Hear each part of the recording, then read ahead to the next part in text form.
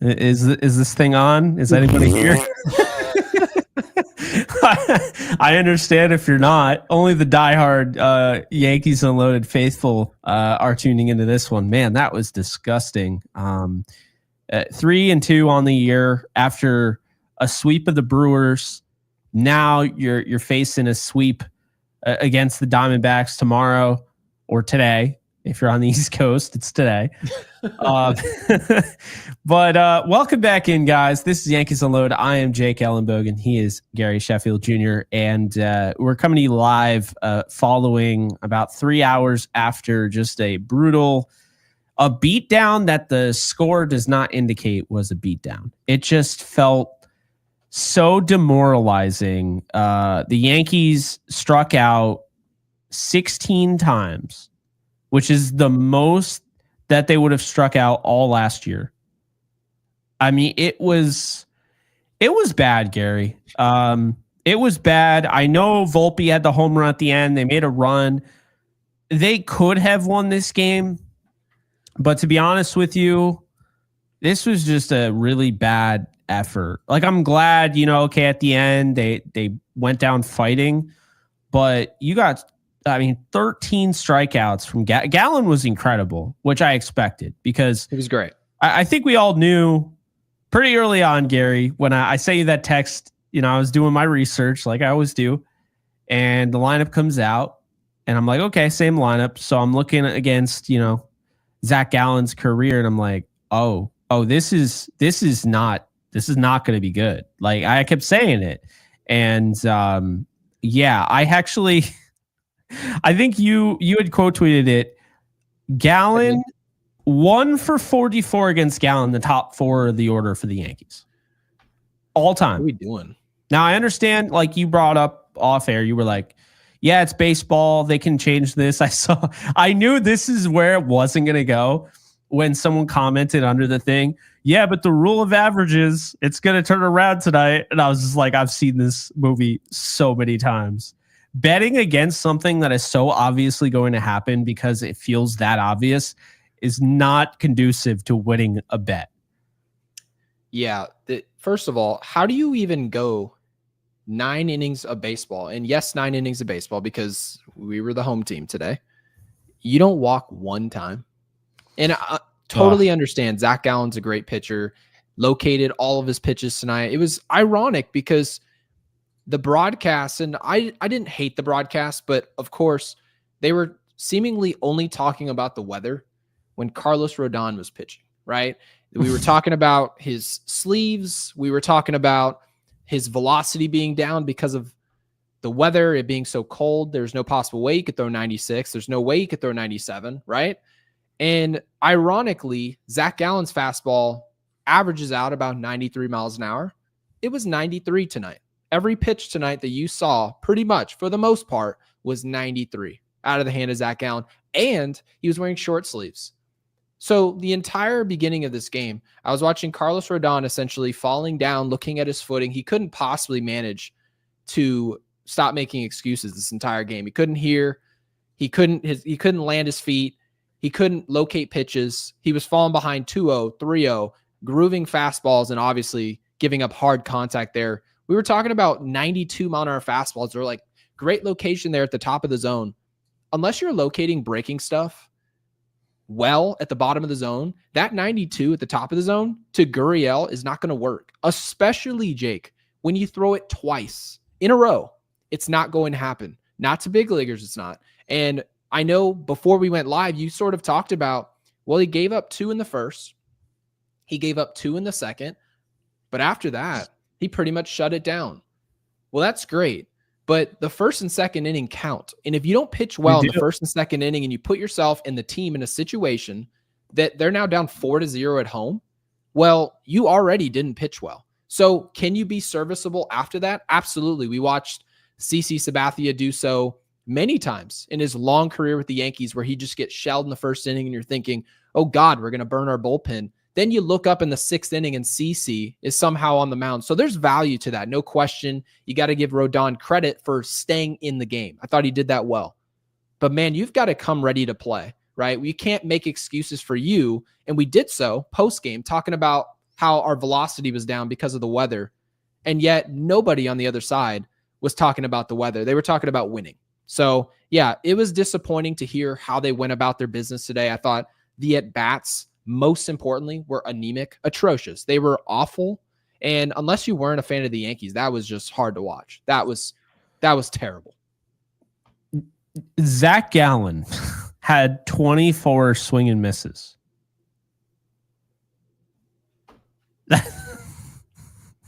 That's more best. That's more than double what Will Warren got the other night. And that's considered good, by the way. If you have double digits, that's a good outing. Yes. With swing and misses. 24. Yeah, he was man. And this tells a story of not making any adjustments. You can be as great as you want, but if you look the same in the 5th inning offensively that you did in the 1st inning, and it doesn't look any different, the at-bats look exactly what we saw in the 1st. That's what frustrates me. I'm okay, right? Going the first 3 innings, you get completely shut down by somebody you're overmatched in terms of the matchup. Okay, I can deal with that. But you look up at the end of the game and you say, okay, well, why do our bats look identical in the 7th inning? We talked yesterday about how amazing the adjustments from Jason Dominguez and some of these young players. Ben Rice, you don't have to hit home runs for me to say you made an adjustment, right? You might even get out, but I watched how you went about getting out, and I say, okay, I can see what you were trying to do there. I cannot possibly fathom what anyone was trying to do tonight. I have no idea. So if somebody in the chat, Jake, if you want to elaborate on what it was that you were seeing guys adjust to, I would love to hear it. But as far as I'm concerned, that was just a clinic on what not to do offensively. And of course, tomorrow we're overmatched as well. Merrill Kelly, very good arm. And we've got Carlos Carrasco, we would assume, as an opener with a relatively rested bullpen. But obviously we've got no Devin Williams. We've got our work cut out for us tomorrow. So let's show up. Yeah, it's not ideal. Let's continue on tonight, and then we'll talk a little bit about tomorrow. It's not going to be a super long stream, but we want to make sure we put something out there. There are going to be nights, guys, where we try to the best of our ability get a show out right after the game, but there'll be nights we're both very, very busy people. So there will be nights where we go with a later stream, but we're going to try for the most part. Gary knows he's probably going to be flying solo during the NFL draft, but you know, you already, yeah. Is that going to be the A's again? Remember that series? Oh, do I remember it? I was watching. PTSD. Do I remember it? We lost like 8-0. The worst game of baseball. Worst game of baseball you've ever seen. Mason Miller like came out and struck us all out in a row. We looked like buffoons. It was terrible. It was so anyways, funny. Take it away. Because it was funny because I actually I don't know how I was cleaning up my hard drive and I came across. I think I saved the file, like the video that you recorded, because I had to upload it. Remember, you're like, yo, how do I do this? And I'm looking at it and I'm watching, like you're dead inside. You are dead dejected. Inside. You were absolutely dejected. It's funny because, you know, I just finished the draft. I haven't looked at my phone yet. I text Gary. I was like, how's it going? You're like, that was the worst baseball game I've ever watched in my life. It was terrible. And if you're a real Yankees fan, I don't think you can call yourself a real fan of this team and you just watch a crappy 3 innings of baseball and say, oh, this looks like last year, and then just shut it off. I think to some degree, you may shut it off for a half inning and be like, man, screw those guys. And then all of a sudden, 2 innings later, you're like, you get a phone alert and you're back. That's how I feel I am. And obviously with this podcast, I've got to watch the games, because if I show up here and I didn't watch a lick, well, I don't know. I feel some type of way. So yeah, it was a terrible series, but I digress. What did you want to talk about that was positive about this game? I mean, I didn't really say it was positive. I just, okay. Austin Wells, though. I mean, he hit the crap out of the ball. Yeah, he had 2 knocks. What do you feel about Volpe? Because obviously, I know we sort of discussed this earlier, but not here. Yeah, Volpe now. He's got some pop, clearly, right? He's left the yard, I believe, 4 times this season. Just double checking, yes, off a left-handed pitcher. So the power's there for Anthony Volpe. You look up and you say, oh, he must be hitting 350. He's hitting 200. I know you mentioned that you didn't give a rip because if you're hitting 200 and the ball's going into the seats, we don't have a problem with that. Obviously, we're not going to look up at the end of the year and see a player hitting 200. And if he is, that's not going to work. But 200 with over 1,000 OPS is wild. yeah, what would you think of Volpe? If Volpe hit, okay, so he's obviously an above average defender. I think we can both agree for the most part, he's a very good defender. Very good. And he hits, let's just say he hits 34 homers, but he hits 202. Would you think that was a positive season? Yes, I would. If I'm getting 34 home runs out of my shortstop, I'll take the dip in average. My thing is, I know, but my thing is, you got to have one or the other. Like, if you don't have average, you got to be able to hit for power. If you don't have power, then you got to be able to hit for average. He hasn't really been hitting for average, and he hasn't really had the power. So, I mean, well, I don't know. Last year, maybe we kind of overrate how bad it really was. It was a huge step up from the year prior. That's to be obvious. I mean, like you go from 209 to 243. The OPS is actually down. So his on base was better. The OPS. Yeah, no, the OPS was down. So he was actually better in 2023 in that department because he had the 21 home runs. And then, as you mentioned, there was a push to flatten out his swing, which I feel like that push is gone. I don't think it's the same flat swing. And he also has the new bat, which I'm so tired of talking about the bat, man. Like, cause like, honestly, it's a nothing burger at this point. We can move on. It's going to become the norm. Does it give you a little bit of a boost? Sure it does. Right. But also, again, as we spoke on, if Volpe changes his approach and stops hitting it close to the handle, that bat isn't going to help him anymore. Like if he start having better timing, that bat doesn't do anything different. It doesn't. You don't think Barstool is going to talk about the bats when you get outscored by the Arizona Diamondbacks at home and you're on the verge of being swept? Probably not, right? No. So obviously it's low-hanging fruit.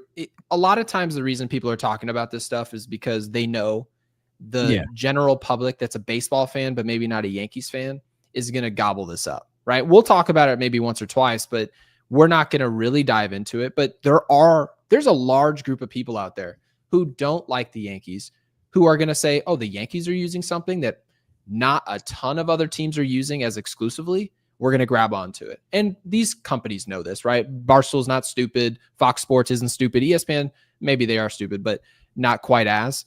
So yeah, for me, I don't care at all about this bat story. I just don't, because when we're not scoring, nobody talks about it, right? Nobody's going to talk about it tonight. So yeah, if Volpe's hitting for power, there needs to be some middle ground.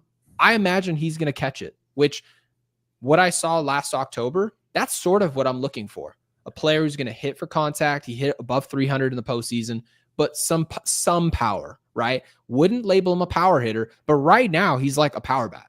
The way he's playing is every time he steps up to the plate, I almost forget he can run because of the way that he's attempting to go about his hitting. But again, if it's working and balls are going in the seats and it's equating to runs, I'm not going to complain. So I don't know. That's how I felt today. But obviously, as far as the overall offense went today, I thought today would have been one of those perfect days where you say, okay, Zach Gallen, one of the better pitchers in Major League Baseball. There's no debating that. He's a craft guy. If he's working both sides of the plate, you're in trouble. I'm just here to tell you right now, you are in trouble. Tonight would have been a great night for a lot of the speed guys like Volpe, right? When you're talking about a Cabrera who can also run, maybe even a Bellinger who can run, right? Underrated speed. I would have liked to see some bunt attempts to try to get some type of action going in this game. They tried with Volpe, actually. They tried with Volpe. Yeah. I would have loved to see it multiple times in this game. I mean, when we say shut down, this was... You got to try anything, man. We were completely shut down, which does happen. To be fair, this happens to all teams in baseball. You could turn on the Dodgers, right? The best team in Major League Baseball right now, maybe just ahead of the Padres. And there are going to be games this season where you're just like, what the hell was that? See you tomorrow. This was that game for us. It absolutely was. Judge had 3 strikeouts tonight. I thought he got hosed on one of those, but whatever. Sure. You had mentioned yesterday they don't know how to call strikes on this guy. But Goldschmidt, 2 strikeouts. Bellinger, a strikeout. Chisholm, a strikeout. Jason Dominguez was horrendous today, but Jason Dominguez was really good, and we talked about him being our best player the night before. So it is kind of a reminder, as painful as it is to lose, it is a reminder that it's early in the season, and that goes both ways. It swings one way where things are good. You have 20 runs. Everyone's talking about how you're cheating the game. And then it can go the opposite way very quickly. And Zach Gallen is an ace. And they went out and they got Corbin Burns. And I think what isn't talked about nearly enough, because everyone's going to complain about Zach Gallen, and, they shouldn't have lost that first game. So I'm not going to sit here and be like, oh, they've been terrible. They had their moments, but that first game they should have won. That was given up by a pitcher who shouldn't have been in there. There were some issues. We talked about that. We thought Boone did too much or too little in some department. This game tonight, they really didn't deserve to win. They had a shot at the end because Volpe had what you would call a Hail Mary that was caught in the end zone. Yeah, my mom texted me. She said, at least you guys made it close. Yeah, which actually... New York, we made it close, Yankees. I don't even like when that happens, because when you're watching... No, I'd rather see the blowout. You're watching your favorite team play, even if you're watching the NFL and you see your team's down 3 touchdowns, it was a complete demolition. Your team embarrassed yourself, right? Yeah. And then all of a sudden you show up and the backups go out there and throw up 2 touchdowns in the final 2 minutes of the game. And then you look up and say, well, we were right in it. It was a 1-possession game. No, you weren't. Tonight was an absolute snooze fest. This whole game I could have spent in the bathroom. I didn't have to watch this. It was embarrassing. And by the way, obviously I'm reading the chat as we go. I want to shift, because I can see the temperature in the room is that people want to talk about third base. And I think that is entirely valid, Jake. I think that given not necessarily the talent that we have on this roster and that we have to make a trade per se, and shit again, but obviously the elephant in the room is that Pablo Reyes, and I have to look at the screen and make sure I have his name right every time. So you don't. He is on this roster, and he's pinch hitting for Cabrera yet again. Okay, this is back-to-back days now. I think at the very least, when you see something like this, it tells us the story that the Yankees don't know what they're doing at third base. There's no definitive option that they like. They're just simply throwing stuff out there and seeing if one thing sticks. And yes, I think right now, it's safe to say the Yankees aren't comfortable with what they have at third base. Anytime you're third baseman, which is a pivotal position in baseball, it always is for all these rosters, right? All the good teams you see in baseball, for the most part, they're pretty good at third base. Our third baseman's hitting last. Our DH is hitting second to last. So it sort of tells the story of how they feel about these positions. What do you think about third base? Because, yeah, I don't necessarily love the room, but when Cabrera goes out there and goes 0 for 2 with 2 punchies, looks atrocious, you almost can't blame that they're going a different direction. I just don't like the direction they're looking. Yeah, Pablo Reyes. I'm tired. This guy is De Los Meatballs. I'm calling it right now. I know he was really excited and he's happy to be a Yankee. I'm sure a lot of people were. This is a business, and to be honest with you, he is holding on to a position over a guy that they have developed, over a guy that people are waiting to see, and that is Peraza. So if I don't see Cabrera in the lineup, I better see Peraza, because Reyes is a 31-year-old player who hits 281 against lefties, and that is literally the only thing that is good about him. That's the only reason he's on this team. He's not a good defender. He is a subpar player, and he's not like, that's the thing. Like, Ronald Torreyes used to annoy me to all hell because people thought like he was like Derek Jeter 2.0. I don't know why, because he had who? Ronald Torreyes, remember him? People thought he was the next who? Derek Jeter. At best, I'm not saying everybody, but I'm saying he could have been overreacted. The next Miguel Cairo. Yeah, well, no, they not even. Miguel Cairo was actually good. He was good, but come on. Torreyes, they like obsessed over, right? But at least Torreyes would come through. We're talking about a guy that still doesn't have a hit. Like, I mean, let's put it this way: Rafael Devers got a hit before this guy did. I don't really care who he is, to be quite honest with you. I don't care. Like if they're I going to don't tell me, either. oh, well, he hits lefties. Are you trying to develop something or not? And I tell you right now, if Reyes Can I bring on this the up, field by in the way? August, people are going to be very upset. So He's here's ruined the my project. thing. Ed is so spot on with this, and he knows it. He knows baseball. We love Ed. We do. He's right. He is his project. He's a 31-year-old, and that's his project. And these are the things that, like, I actually like Boone, and I try hard to love Boone. It's hard, though, because he does things like this where I'm like, why? And then I'm sitting here wondering if this is a conundrum, and the entire thing is a ploy to try to get us to have so much disdain for a player that when they bring back TJ LeMahieu, everyone's like, "Oh, thank God!" I mean, I'll take anybody over Reyes. And now all of a sudden, DJ LeMahieu checks onto the field, I may go into rehab. They may have my mother may have to send me to like some all-inclusive rehabilitation center in Mexico, like deep into the south of Mexico. You're not going to see me for weeks. There's no way.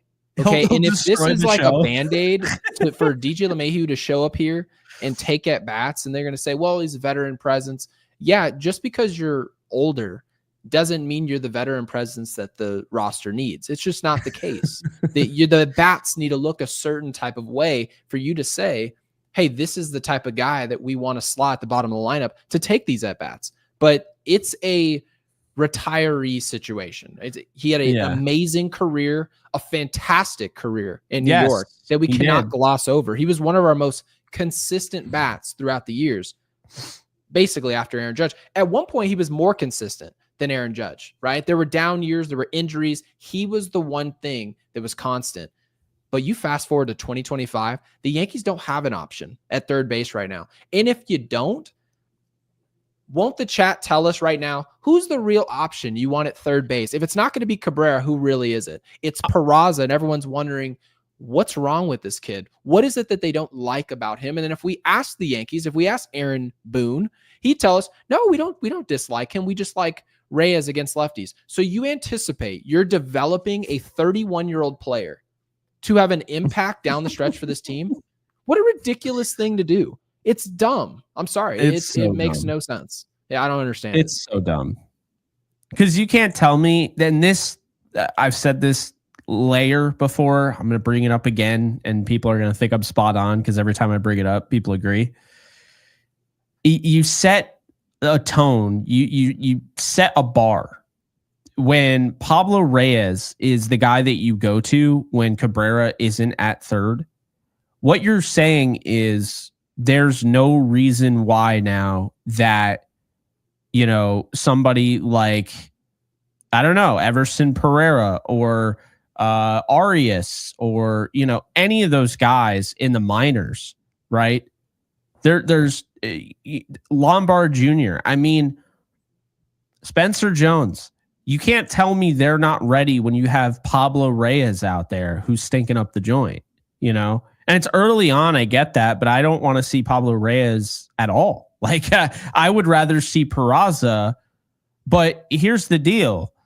Another thing that people do, they tell on themselves because they'll say, well, they don't like Peraza. Okay, but you're the one that's constantly telling me that you don't like Boone or Brian Cashman and you don't agree with anything they do. So you can't now just tell me that, well, they know what they're doing because, you know, Peraza's not in because they obviously see something. Well, no, maybe they're flawed in that sense. Maybe they're missing out on him. Maybe they're not. But I'm certain.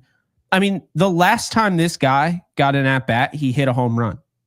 It's the last time he got an at-bat. And they're like, no, we're never going to put him back in. He's 24, Jake. Who is it that you're trying? Because people can talk all day long that the Yankees don't develop, but it's a little overstated, right? If you look at the field now, there are a lot of young players on the field. Yeah. It's not maybe as much as other teams, but a lot of those teams that you talk about aren't spending money. So yeah, you're going to have veterans. But if you're really going to sit here on April 2nd and you're afraid to put a young player on the field because you're like, no, I really need to get this at bat against this lefty in the Arizona Diamondbacks bullpen because this 31-year-old takes these at bats really well. It is barbaric, and it's exactly what they're doing. Okay. And when you talk about developing a player like Peraza, you just mentioned, Jake, you brought it up. His last at bat, he went out there, he hit a homer, and the Yankees were like, hey, grab some sunflower seeds and come sit next to coach. You're going to come sit over here, and then we're going to throw you on the field. After Reyes farts up the joint for the next week and a half, they're going to say, let's give him a breather. They're going to throw Peraza out on the field, and they're going to watch him go 0 for 3 with a K and maybe a walk. And they're going to say, hey, he didn't really do anything when we did give him an opportunity. And then sit him back down on the bench and say, well, I don't think he's really it. You didn't even play him. You need to play a player in order to see what he does. And if you don't play the guy and you give him at bat, it's a homer, you sit him down for 4 days and then put somebody else over him, and then you put him on the field 2 weeks later and you expect success, you're a fool. I agree. I absolutely agree. By the way, speaking of foolish, man, Jason Dominguez, like I said, best player last night. Yes. Tonight, horrendous. Mm-hmm. Can we stop with the, even this remote idea that he is a switch hitter at the MLB level? He is hitting, and I understand it's only 29 at bats. Well, now it's more than that. So this hasn't fully updated, but I have his platoon splits here. It's horrific. Who's this again? Jason Dominguez. Jason Dominguez. Go ahead. In 37 plate appearances, he has 10 strikeouts. He has 3 hits. Now he's got, I think, 11 or 12. His batting average now would be below 100 because of tonight. His OPS before tonight was over 400, barely, so it'll be below 400. He is not a switch hitter. And I actually think we should bring this up and probably end up clipping this because I think it needs to be said. At no point has he ever, and we've talked about this, has he ever looked like a switch hitter? Nope. And it's nice to have the switch hitter when, you can actually be like Jorge Posada was a really good switch hitter. Correct. It's nice to have a switch hitter, but the perks of having a switch hitter are that they hit close enough where the platoon stats the splits actually match up, where it actually becomes a guy that you can keep in there against any type of pitcher. Agreed. But when you have a guy who's clearly better on the left side, his left-handed bat, he's hitting 265. He has a 945 OPS hitting from the left side. We're talking about a guy with a 945 OPS hitting from the left side. And the right side, he has an OPS below 300. How is this even up for debate? He's out there, he's swinging, as a righty tonight, and he doesn't even look like an MLB hitter from the right side. He's swinging at everything. He does not see the ball well. So a young player like this, are we kidding ourselves? Absolutely, he should just be a left-handed hitter. And you know what? MLB hitting, like their coaching and the analytics, how have they not gotten on this? How have they not noticed this? How has this not been addressed? The fact that he was hitting from the right side with the game on the line was insane to me. Yeah, let him hit on the left. If he has to go against a lefty, so effing be it. I don't care. But I know this guy can hit on the left side. I know he can't hit on the right side. So why are we kidding ourselves? Oh, well, he's not a switch hitter. We said it last year. I'm saying it again. I'm not going to stop saying it. He's not a switch hitter. He's not. Jake, have you ever played the game Guitar Hero by chance? Yes. So as you know, and for those of you who have played this a flipped one, ridiculous waste of time game, that's incredibly fun. Yeah, it is fun.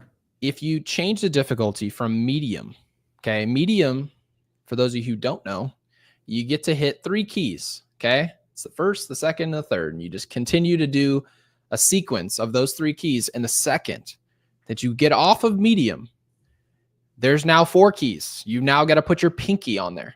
Yeah. The game gets a lot harder. Okay. And you know what happens after a while of that you realize you just can't use your pinky. It's just not working. You go back to medium. That's where Jason Dominguez is right now.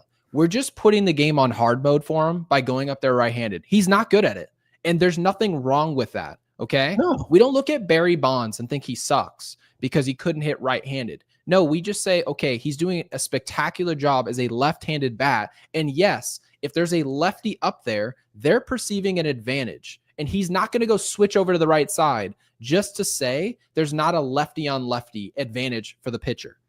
It's not you. This isn't wiffle ball in your backyard. We are trying to create advantages for hitters. And if the advantage isn't strong enough for the hitter to switch over to the right side, he shouldn't do it. It's common sense. Jake brings it up. The numbers bring it up. And if you guys don't believe what we're saying about his at-bats against righties, just go Google them for yourself. Baseball Reference will do a wonderful job illustrating exactly what this looks like because the numbers portray exactly this message. It is barbaric. It's not just what he does against big league pitching because we really haven't seen a ton of Jason Dominguez. It's actually what he does right-handed against double-A pitching. It's what he does right-handed against high-A pitching. He has never dominated pitching at any level right-handed. So we should just draw the conclusion that it is perfectly okay for a young player to scrap something in his career and do what he does well, which is only hitting left-handed regardless of who's pitching. And I think, Jake, and you've mentioned this analytics department, they like to pat themselves on the back. And I guess I would too if I went to Harvard and it's the only reason I'm at the baseball field and hired. Good for you. Well, be smart enough to put 2 and 2 together with these numbers and throw somebody up there and give them a chance offensively. Putting Jason Dominguez up there right-handed against a good left-handed pitcher in this league is just foolish. So I hope it changes. I don't want this to come across as negative because the way I'm trying to portray this is as constructive criticism. I think in general, you've got to give people a chance. And right now, right-handed, no chance. No, I mean, I saw it in the comments section. A really good point. They have 2 switch hitters that essentially, this wasn't said in the comment section, but I'll say it. They're novelty items. They're not actually switch hitters. Oswaldo Cabrera isn't a great switch hitter. Okay. You should really just focus on being a left-handed bat. Agreed. Him against lefties, he is dominant. Like he has a batting average, balls in play, right? Of 455 against lefties. He's dominant. But when he starts hitting from the right side, it's like, do you trust him to hit on the right side? No. When I see Jason Dominguez or Oswaldo Cabrera go up on the right side, I'm already assuming the worst. It's a slap single at best. It's not with authority. You're just doing it because you told your coach when you were wherever, when you were a child, that you were a switch hitter. Your dad made you a switch hitter and you just continue that on. And I also, by the way, I don't want to pick on anybody here, but obviously I see this comment of saying that he's too young, right? He is too young, simply too young. He's 22 years old. There's no way that you can possibly just give up on something. You realize giving up on right-handed doesn't mean that he's just out. No, it means another opportunity to put the bat in his hand left-handed. That's the way I perceive this. Well, that's something that I want the opportunity for. You said it best, though, because Barry Bonds didn't need to be a switch hitter to do what Barry Bonds did. Aaron Judge, you're not sitting there like, man, I wish Aaron Judge was a switch hitter. I don't give a rippity doodah what he is. No. If he's going to hit close to 70 home runs, who cares? If he's going to be the best hitter in baseball, who cares? By the way, Peraza, I keep hearing, oh, we need an offensive, a right-handed bat. There's your right-handed bat. When he's going against righties, he hits 243 and a 673 OPS. Guy barely ever gets an opportunity. Don't you think those numbers would go up if you weren't playing every 20 days? For real. Perhaps. Like the last time he's out there, he hits a home run. Now it's like, no, we're good on Peraza. Totally good. It's all good. But look, I think really the big thing here before we wrap it up with tomorrow's game and just touch a little bit on it, because I have some nuggets to throw out there. But just to wrap up this part of the show, if a guy is a really good switch hitter, that's an asset. Yes. If a guy is just a switch hitter and isn't really good, isn't even average, it's not an asset, it's now a liability. Because I would much rather Peraza come in if they need a right-handed bat in a pinch than watch one of the switch hitters go up and not play. And look, Cabrera, he can do it. He's just average to slightly below average. Jason Dominguez should be nowhere near the right side of the batter's spot. Nowhere Doesn't near. this answer our question, by the way? So the question, and this was obviously 15 minutes ago, so I'll readdress it. The question is, what do the Yankees do at third base? And based on what they're showing me for how they deploy their talent, they're going towards a 31-year-old Reyes and saying, yeah, that player, Oswald Peraza, the guy who's no longer a rookie, he's out of options. We can't send him down. So he has to be here.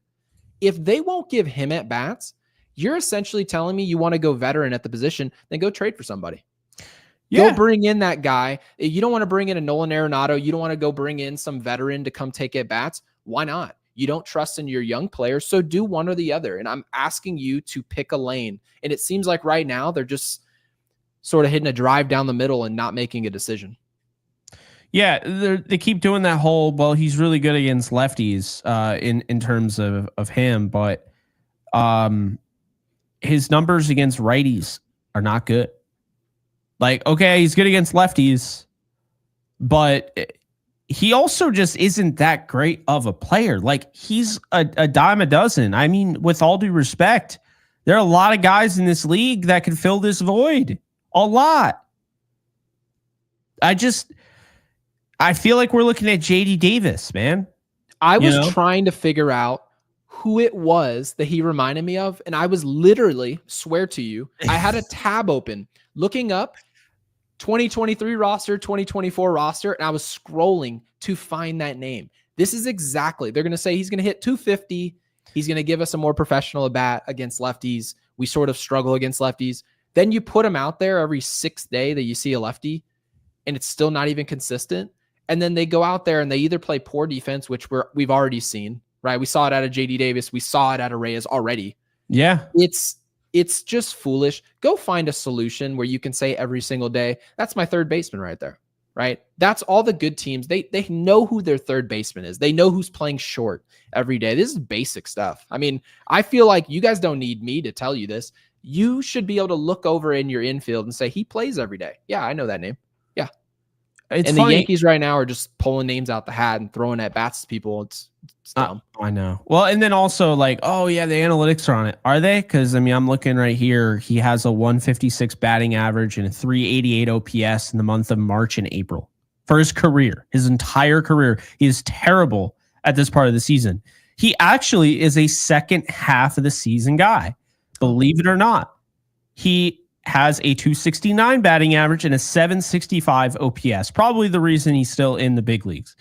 I don't understand how the analytics department don't get that. And this is honestly, Gary, these are just stats. You don't need any waffle or whatever the hell. You don't need any waffle or pancakes to tell you. Yeah, you don't need any waffle and pancake algorithm to tell you this. You don't need to pour it into a computer. I am just looking at what's in front of me from Baseball Reference. And obviously, you could just read stats off. But I think the thing with us is like when we're reading off stats, we're trying to add it to the context because it's needed. And the bottom line is that Pablo Reyes should not be playing. If you're actually looking at the numbers, Pablo Reyes should not be playing at all in the month of April or March. He has a 156 career batting average and a 388 OPS, meaning he gets off to horrendous starts.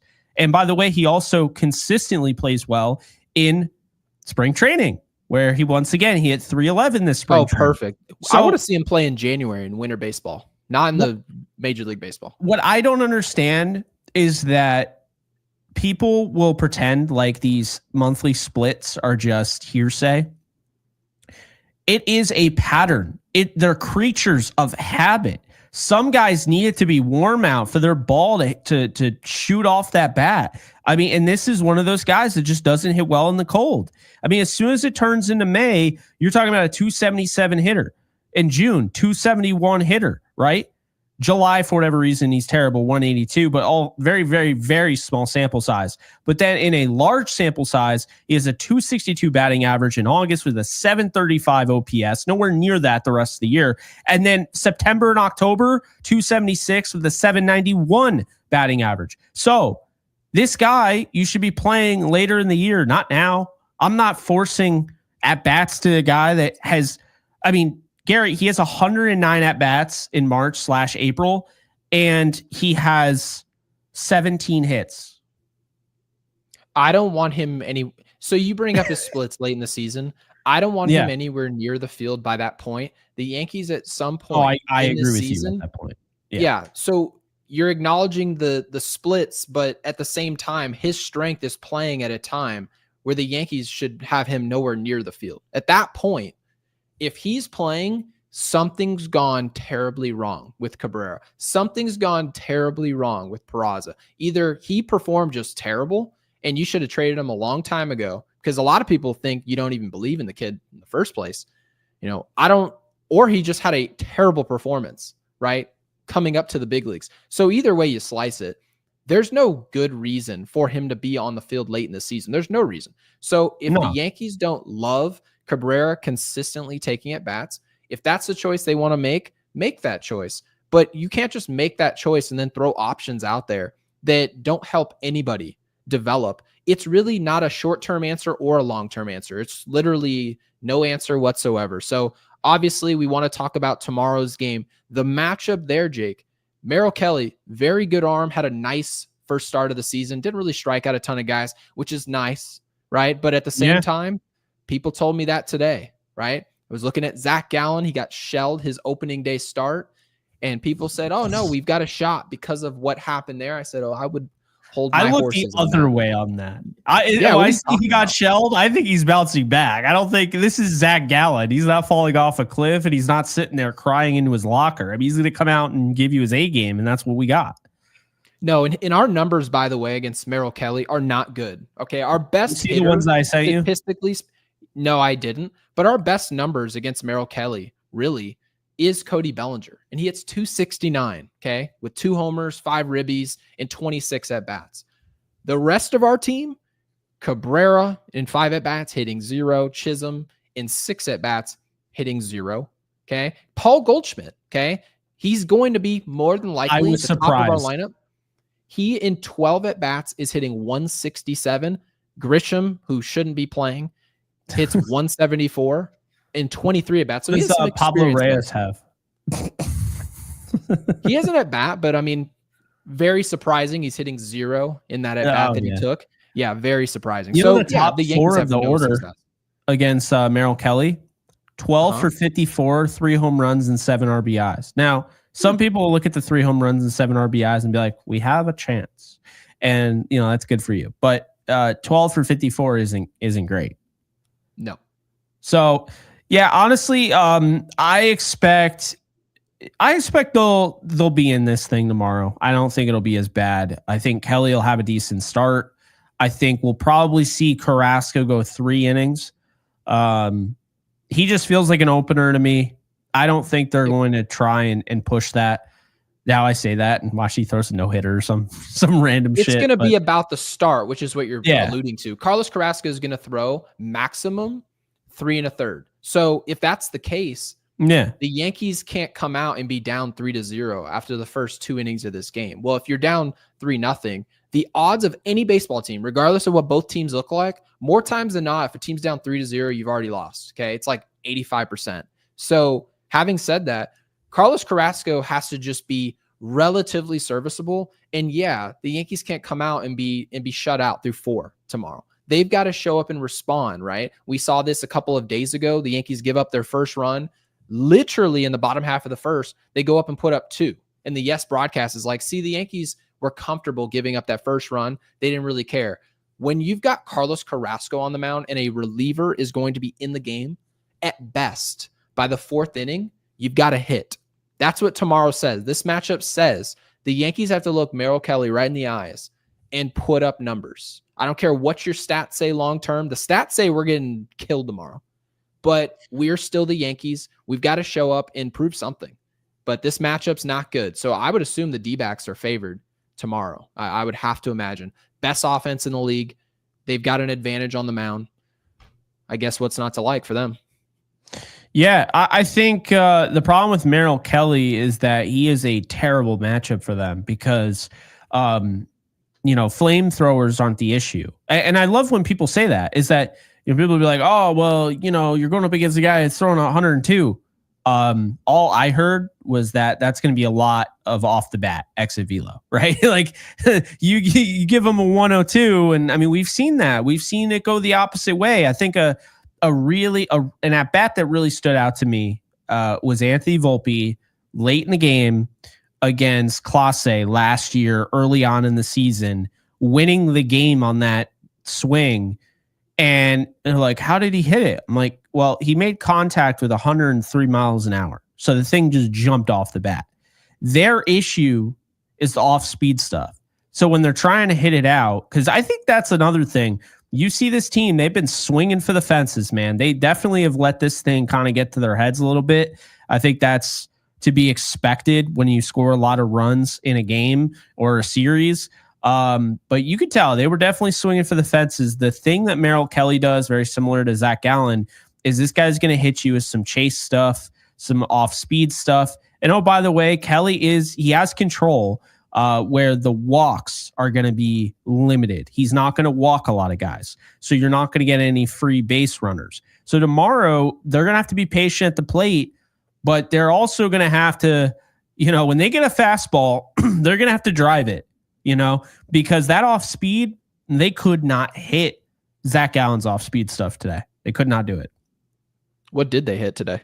They didn't hit anything, but they were terrible. You could have thrown anything. And obviously it's much harder, but they were terrible. At the same time, Kelly hasn't really been like a dominant strikeout guy since 2023, but who knows? Right. I mean, this would be the time to start, right? He only had one strikeout his last outing. And to be fair, he went 5 1/3. He got a win. Didn't really give up much in that one. So, yeah, we'll see. I think it's a bad matchup for the Yankees, but again, we'll see how they get out of this thing. And I think the good news is, if I'm not mistaken, the weather should be better tomorrow. And I think that could help the Yankees offense out. The power. I don't want them, and I have to say this before we head out of here. I don't want them to rely on the power, man.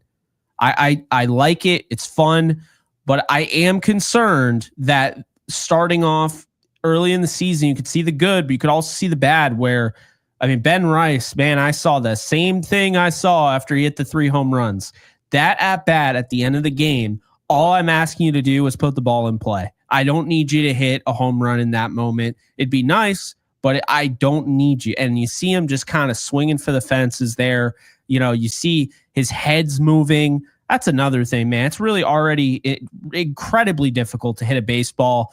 But when your head is moving like that, up and down and side to side and all that, it adds break to a pitch that doesn't already have the break, right?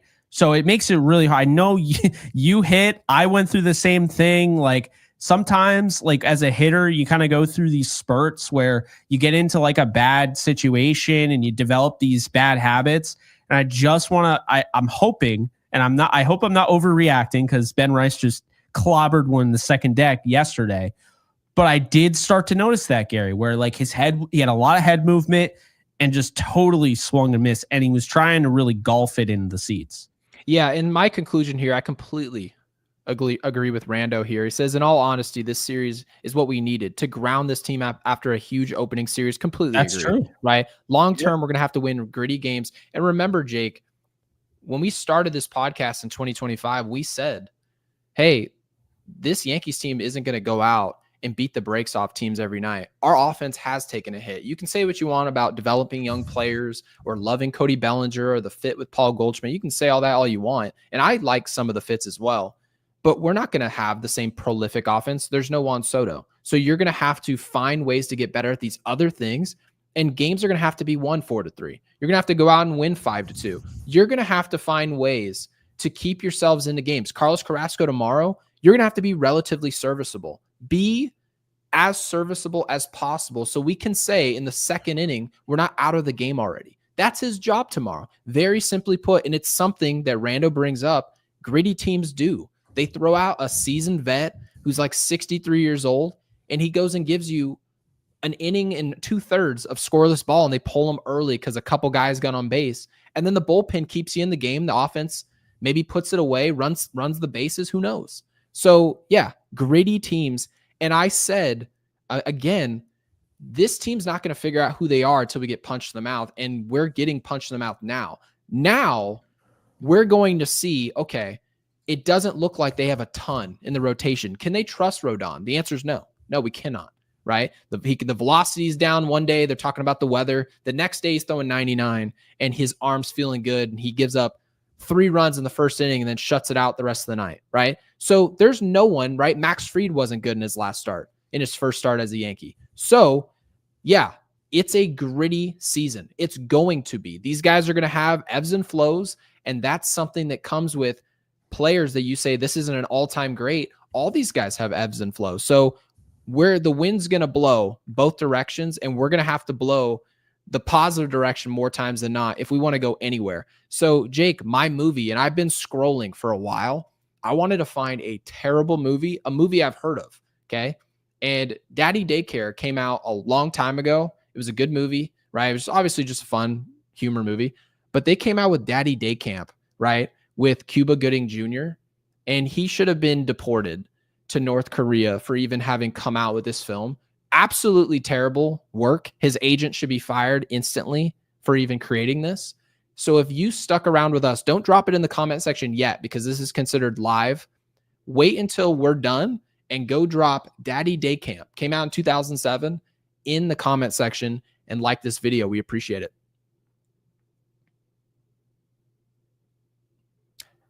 Jake is gone, guys. Don't know what to tell you. I had a feeling he was frozen. So anyways, guys, yeah, like I said, like the video. Later.